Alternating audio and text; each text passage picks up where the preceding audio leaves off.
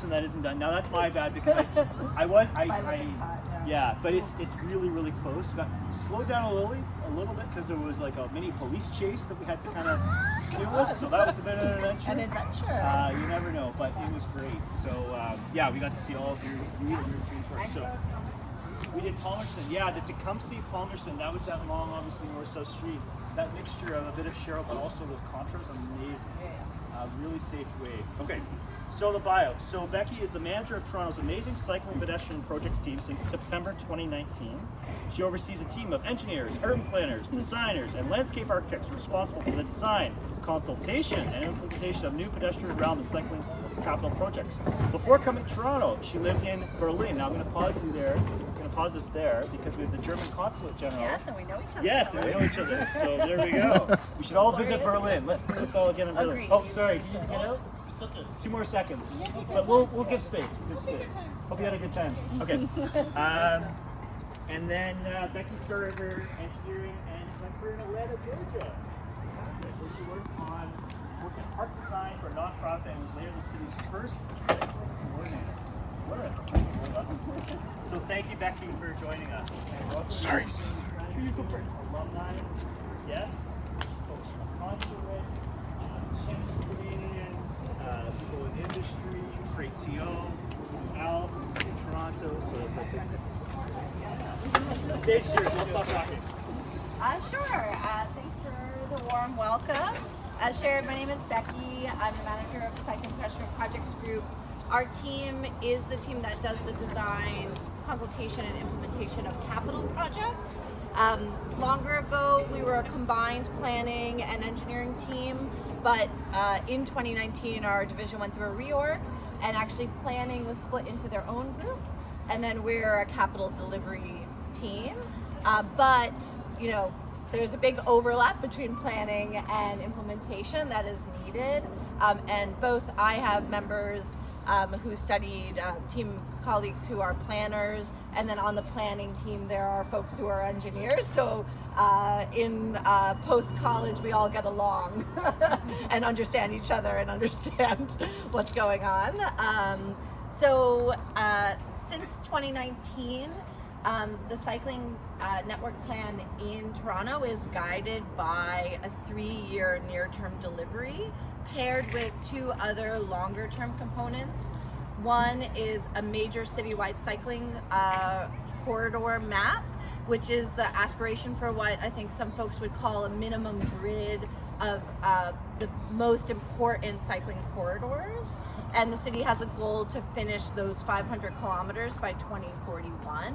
A corridor of note is like Bloor and Danforth is part of that major citywide cycling network, or a north-south street like Yonge is also part of that network. But my favorite part, and why urban planning and planning generally is so important, is that the other thing that the cycling network plan says is that every street should be considered for cycling, but that some are more suitable or advisable for it. And I think that in Toronto is a huge advantage that we have, that the planners at the city developed, because in traditional cycling planning, what it said was just these streets are important for cycling, and then all other streets you don't have to think about people cycling on them. That's like this the traditional North American cycling planning, which meant that when Downsview becomes this huge potential source of employment, housing, and if the streets around it were not on a cycling route map, plan map, that was developed 8 years prior to ever thinking that Downsview would become an employment hub, that none of the streets would be considered for cycling. And that was a huge change to put out a document, a planning document in Toronto that says every street should be considered for cycling, but we have 6,000 kilometers of streets, of motor vehicle streets, and only 900 kilometers of bikeways. So we got to start somewhere. We can't do every street at once. And so then my team really works on what are the near-term priorities. You have seen many of our near-term priorities today. Wellington, College, Palmerston, you'll ride on Sumac and Sackville. And I think mainly what our team does is, on the technical side, is that every type of street is different and requires a different type of bikeway. So when you're on Palmerston, which is a local street, it's lower volume, it's okay to share a bit more with cars, right? As long as there's not too many cars and everybody's going slow. So we use different toolbox than we would on College, where you saw the raised cycle tracks, or on Wellington, where you had the concrete separation. So for every street, there's common tools to use, but that each of them need to be applied within context. You're gonna ride the Cabochon Cycling Connections. This is what I would call like a light touch intervention. It's just a contraflow bike lane, so in the opposite direction of motor vehicle traffic. And what's great about these as a lighter touch is that it basically enables what people already do, which is that if you're cycling in a neighborhood and you feel fairly safe, you probably go down the wrong way, a one-way street, because when you're powering yourself, it's very hard to have to, go in a long or more circuitous route. Plus, you're going at a speed that is very safe to go in the opposite direction. So the contraflow bike lane really enables you, as people cycling, to take a shortcut, to have a faster route. And if we're ever going to combat our reliance on motor vehicles, we have to make cycling, walking, and taking transit a better option, an easier option. And contraflow bike lanes, I think, are a really simple way to say, yes, like we are giving you a shorter route, a more convenient route. Motor vehicles, you're enclosed in a car, you're enclosed in a climate control box with the radio. You can go one block over and it's not a big deal. It's not a huge delay in your life. But thankfully you're going in the downhill direction, but if you're going in the uphill direction, you want to be able to take the shortest route for you, particularly if you're not riding a nice bike like Lenric on his turn, which has a motor. But either way, better to go a shorter direction. All of our projects have a fairly extensive consultation. The amount of impact is how we determine what level of consultation that we do with community members. The lighter the touch, the more we tend towards notification. The bigger the change, we tend towards more extensive public consultation. These can be very spirited discussions, sometimes heated, sometimes like exciting, and new ideas come about. Palmerston and Tecumseth were an example of quite a lot of change. So we paired the contraflow bike lanes with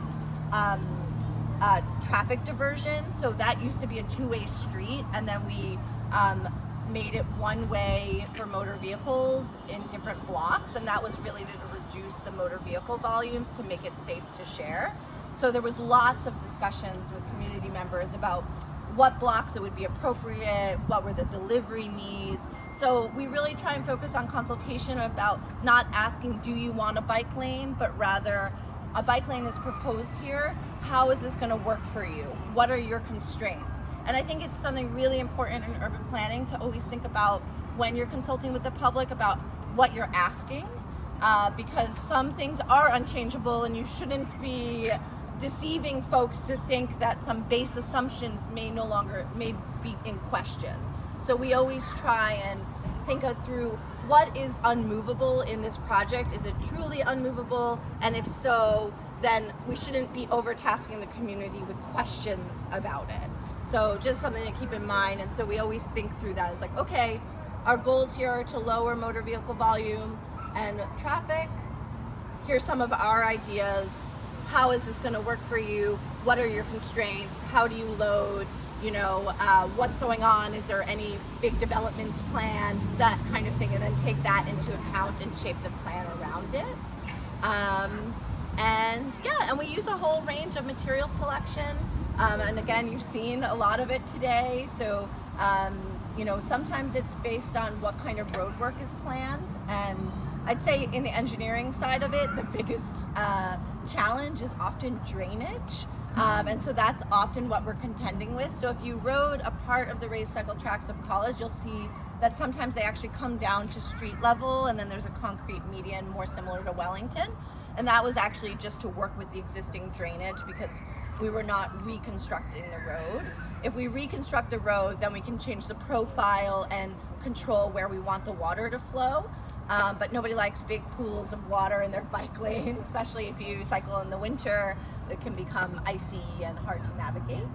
And our goals are really to use cycling, to enable cycling, but also to make our streets more beautiful, to green our streets. And so we're regularly pairing our cycling projects with green infrastructure, with new trees, new seating areas on Wellington. Parts of it we pulled out at Asphalt Boulevard, so it's like along the sidewalk, and planted those, and we actually did a planting day with the community. So, I think sometimes in the news you see the spirited side of the discussion, but you also can have so many wonderful, positive conversations about communities who really do want change on their streets, who want to be able to get around more safely. And yeah, I love my job. Thank you. We have time for questions.